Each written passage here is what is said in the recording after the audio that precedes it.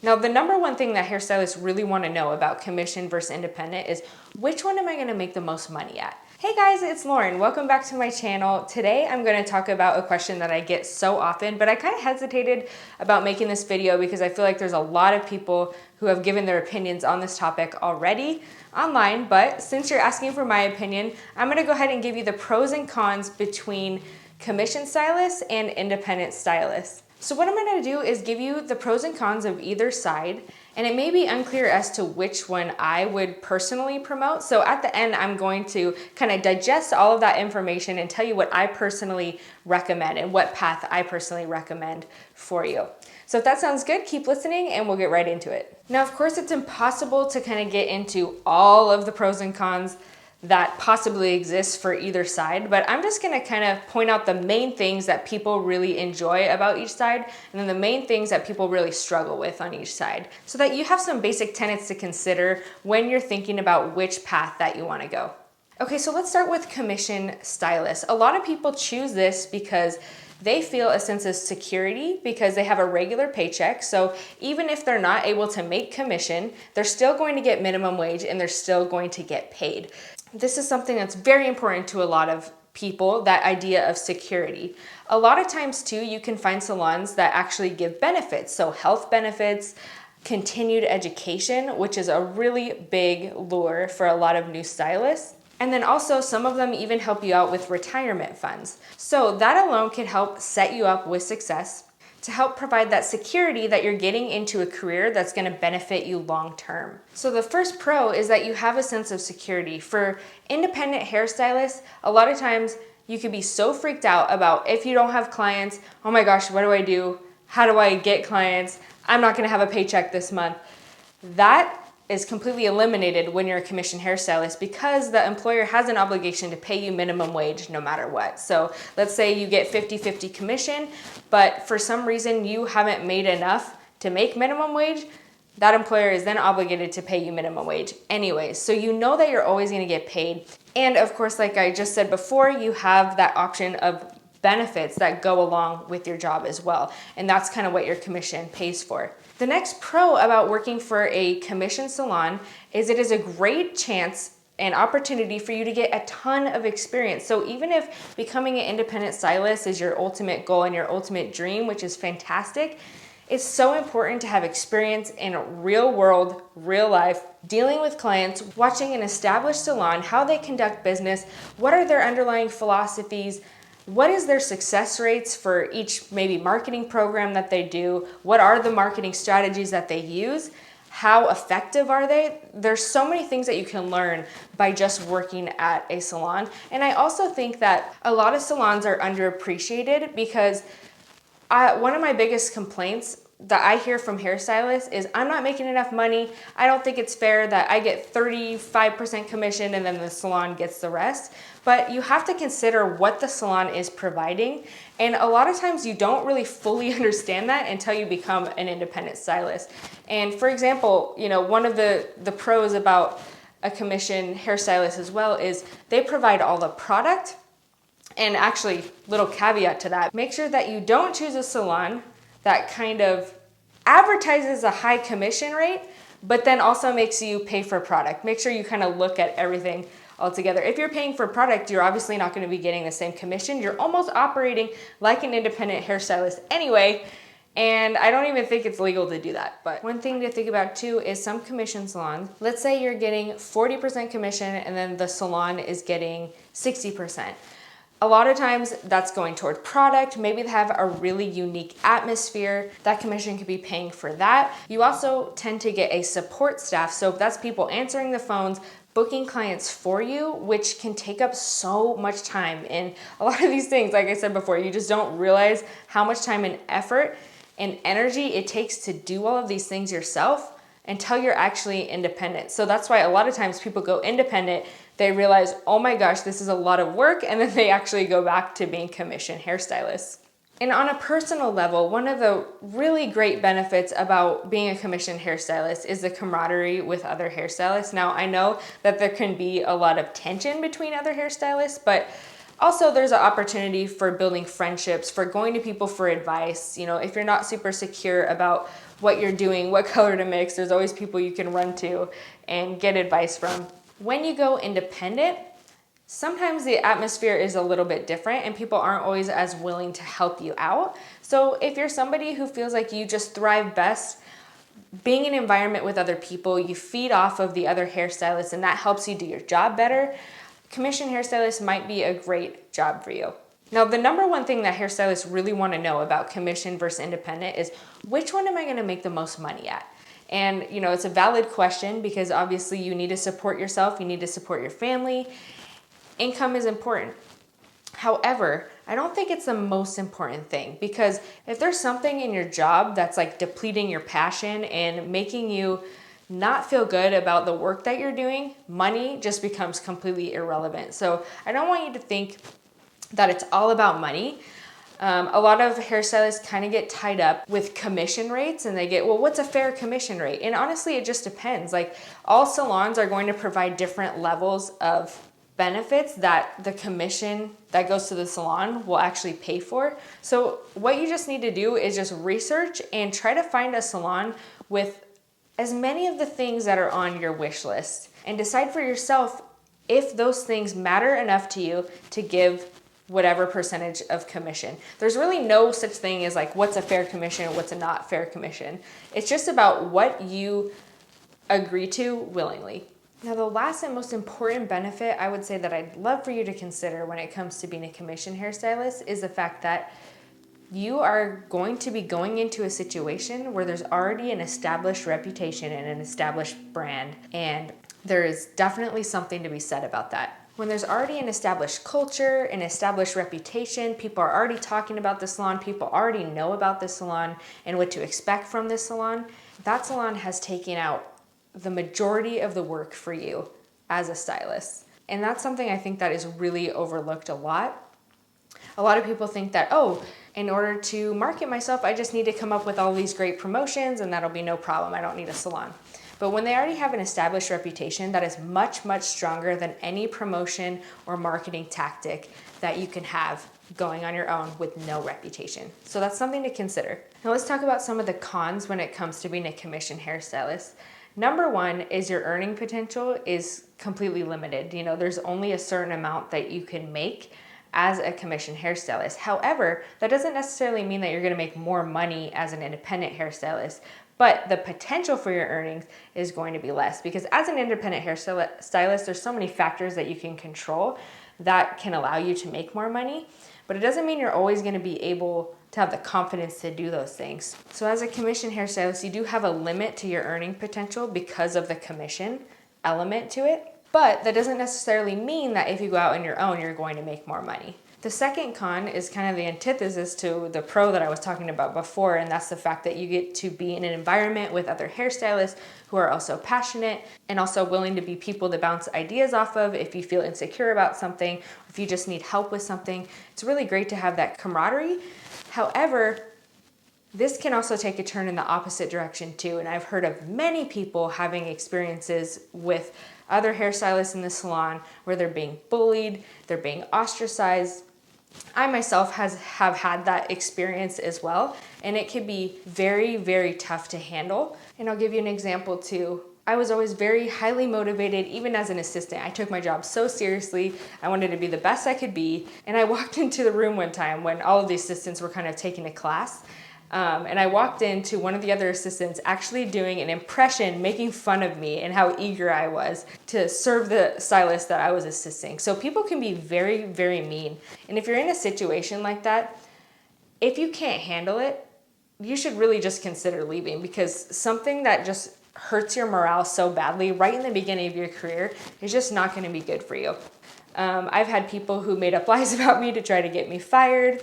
And also just not me personally, but a lot of times conversations in the back room can sour the entire salon community against like the owner, and that can make for really bad morale, which makes the whole kind of unit fall apart. And at that point, you're not getting the benefit of working with a bunch of stylists. A lot of times that could be mitigated with a really great manager, but ultimately you can't control people, and a lot of times if there just are negative people, it's going to create a negative environment and it can be very bad for the salon. The next con that I want you to consider too is kind of the opposite of what I talked about before as well, which is that you have this sense of security with a lot of salons offering benefits now. Sometimes there's even sick leave, there's even vacation time, paid vacation time. There's, they'll help you with your retirement funds, they'll help you with healthcare, things like that.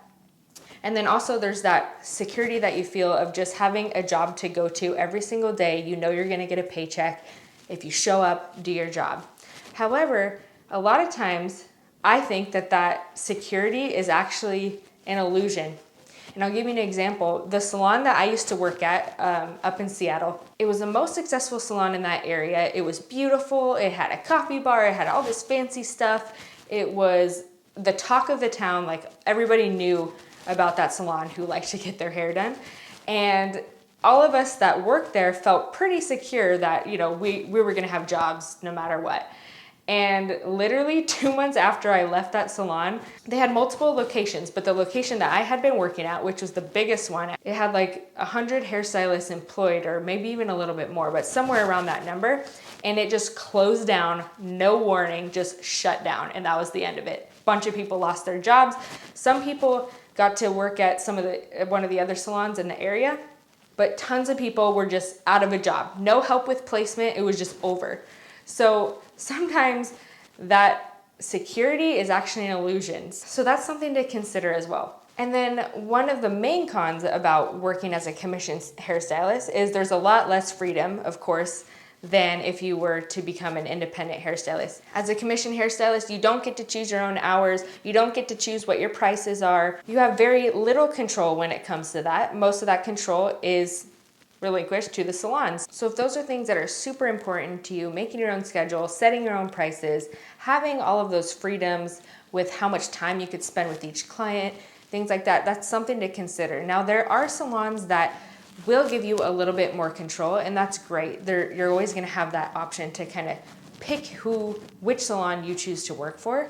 But ultimately, of course, you're answering to somebody above you.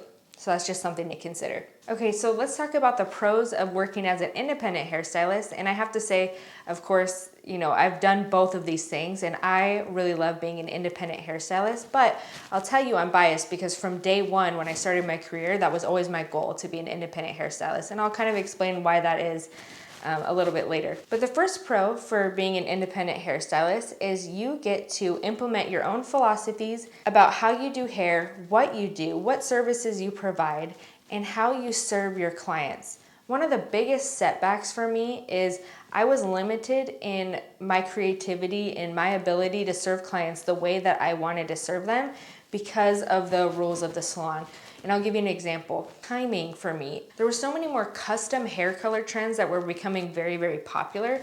But even though that was the case, we were still only allowed to spend about 2.5 to 3 hours per client if we were doing any type of customized color correction, or highlights, balayage, things like that. And it just became something that was really tugging at me because I felt like I could do such a better job if I was able to spend more time on clients who wanted more customized results. And that's ultimately one of the reasons that I became an independent hairstylist. So the freedom to choose, your philosophies, your services that you provide, your pricing that you offer, your timing that you want to spend on each client, you have those freedoms as an independent hairstylist. And I think that's just the biggest pro because it helps you just feel like you have control over the work that you're doing. And if you feel limited by a commissioned salon, it allows you to work with more integrity. That's not saying that people who work at commissioned salons have no integrity. They may be completely on board with all of the practices at their salon, but if you are in conflict with some of the rules at other salons, you have the opportunity to stay true to yourself, do the work that you're proud of, and operate with integrity that way. One of the other pros that I noticed from being an independent hairstylist is clients love the feeling that they get your full attention, especially if you're working in a studio salon where you're just taking one client at a time. You're not required to double and triple book. They love that one-on-one attention. They like the idea of all the interactions being with you personally. They feel like they can trust you more. For example, if you're the one booking the appointment, you're the one kind of selling the service, you're the one doing the service, you're the one they follow up with after the service, they feel just a little bit more secure in choosing you as their stylist. That's something that I personally notice. They really just enjoy that one-on-one environment, but not every client does, but there's a lot of clients that do. And then also one of the pros for the independent stylist side is of course the answer to one of the cons on the commission side. And that is you don't have to deal with any negativity from other stylists. You can work freely and not feel like you're being constantly judged. You know, if bullying is a problem for you or if just negative attitudes really pull you down, you know, you don't have the benefit of having friends that you can bounce ideas off of, but you also don't have the threat of just being, you know, bullied at work. And, you know, what I did to kind of get the best of both worlds is I took my favorite people from the salon I was working at, and I was like, what I did is I went to a Sola salon. And so this is like a big building, and they basically have little suites. So each independent stylist has their own little room and own little suite. You run your own little business out of that suite. And I just love doing that. Did it for a couple of years. And what I did is I convinced my favorite people from my salon to do the same thing. So I always had those people around me, and I didn't feel completely isolated because of that. And of course, even if you don't drag your friends from your salon to a Sola salon or a salon suite, you also just have the other people that are already there in the building. And usually they're very nice, very open. Sometimes they're not, but there's plenty of people to choose from to be friends with. And then if they're not the best people, if you have a negative experience with anybody, they don't have to be somebody that you interact with on a day-to-day basis if they are just not very nice to you. So that is a pro for the independent stylist side. The last pro that I've noticed about being an independent hairstylist is I noticed that there's a lot less cancellations, and I attribute that to the fact that they have to actually deal with you personally, unless you have an assistant or somebody.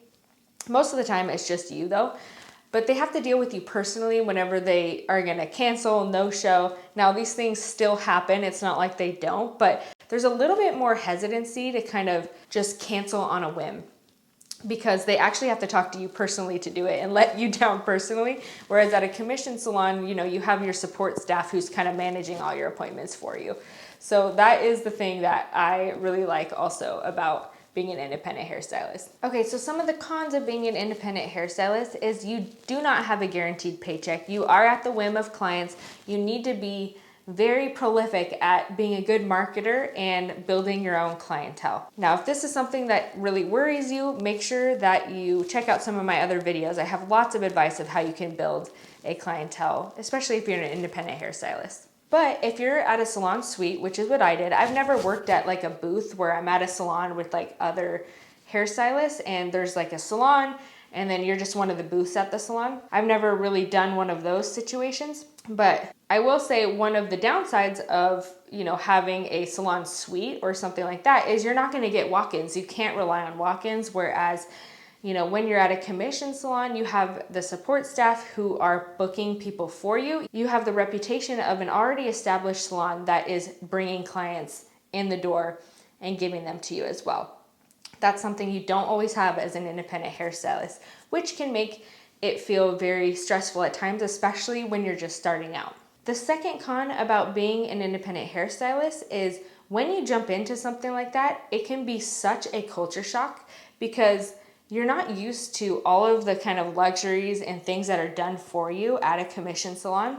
You have to manage your budget, you have to manage your time, and that could actually be very difficult for a lot of people. It could be difficult to show up every day at the same time when you don't necessarily have a boss who's going to ridicule you if you don't. So that's definitely something to think about. And also just managing a business. It can be so overwhelming if it's something that you have no experience doing.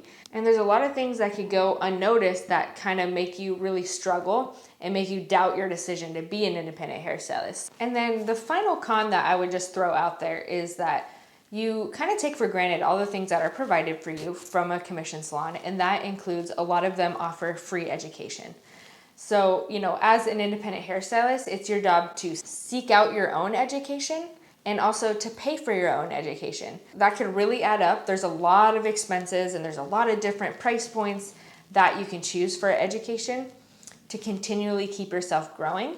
And it has to be a part of your budget. And sometimes, you know, as an independent hairstylist, you just get so focused on saving money because it's hard to bring in money. So education can sometimes kind of fall down your priority list, and that could be a problem because even though you're like spending all your time and energy and money serving clients, your growth could be stunted because you were not putting in that effort to do continuing education because of budget restraints. I've given you kind of the main pros and cons of each side, commission versus independent hairstylist. So now I'll just share my own personal thoughts and opinions about which is best, and then I'm just going to give you a little bit of guidance to help you decide which one's going to be right for you. So like I said before, it was always my ultimate goal to become an independent hairstylist, but that's because from a very young age, I've always had entrepreneurial ambitions. That's just always been something that's been really important to me. It's just been the way that I was raised. I was always looking for ways to make money. I love the thrill of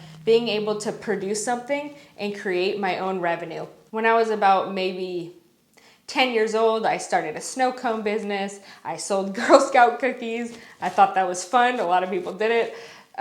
In college, I sold feather extensions. You remember those feather extensions from about, gosh, I would say it's at least like, I don't know, 8 or 10 years ago. That was super popular, those feather extensions. So I went to a farmer's market, dyed my own, found all these feathers, made thousands of dollars doing that. And that type of stuff is just so thrilling to me. So I always just had this dream of, being an independent hairstylist. It kind of evolved over time. I used to think I wanted to have a big salon with all these employees. I think just because of like the image of that, it just seemed really cool. But ultimately I was super happy just being a solo stylist in my own little space, making my own rules, generating my own revenue. So that is something that I really desired. But also, as I matured and as I got experience working at a commission salon, I realized that the deeper reason why I wanted to be an independent hairstylist was ultimately to have control over who I was serving and how I was serving my clients. That to me should be the main reason why you decide between being a commission hairstylist and an independent hairstylist. You should really kind of get to the bottom of why you do hair, who you want to serve, because ultimately that is what is going to sustain you and what's going to keep you passionate in the long term. So there could be a commission salon that has a culture that you really identify with. That's great. I would definitely choose that over the belief that you're going to make more money just by going independent. Money is important, and honestly, you can make more money being independent, but not if you have the mindset of, I'm just going to go independent so I can make more money.